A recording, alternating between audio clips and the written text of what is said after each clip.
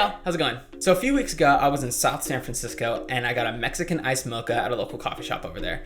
And to be honest, I was thinking about it days afterwards. It was really good. So after researching different recipes and going back and forth with my coffee master / barista, Joe, I came up with a recipe that's fairly easy to make, and honestly, it's delicious. It's really good. So today, I'm gonna teach you how to make that on your own. So let's get started.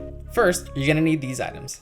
1 tablespoon or 1 chunk of Nestle Abuelita Chocolate, the block or the powder is fine, 2 tablespoons of Nescafé Clásico, 4 ounces of evaporated milk, 5 to 6 ounces of regular milk, depending on how strong your stomach is, a handful of ice, and a few squirts of Nestle Abuelita Chocolate syrup.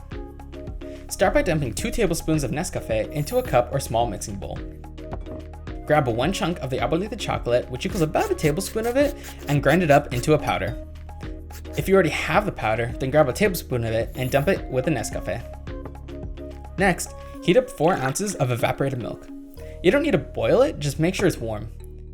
Once warm, dump the evaporated milk into the bowl with the Nescafé and the Abuelitas and start mixing it until everything is mostly dissolved.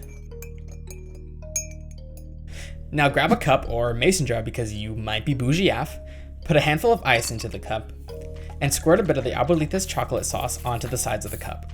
The syrup is mostly for aesthetics, but also adds some of that extra Abuelita's flavor.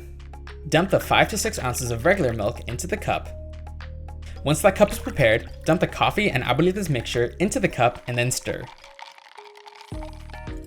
Next, grab your phone or camera and take some aesthetic pictures since it just looks so freaking good, and then tag at @OurVibesMedia when you share it with your friends and familia. Then bam! Enjoy a cup of your delicious homemade Mexican Iced Mocha. Congrats, you did it, yay! What do I do with my hand? Now just keep in mind that this is simply a recipe that I conjured up. Everyone is more than welcome to make their own version of a Mexican Iced Mocha. And honestly, I would love to see what everyone comes up with. I really hope you have fun making it. I had a ton of fun figuring this out. Enjoy it, and I'll talk to y'all later. Bye.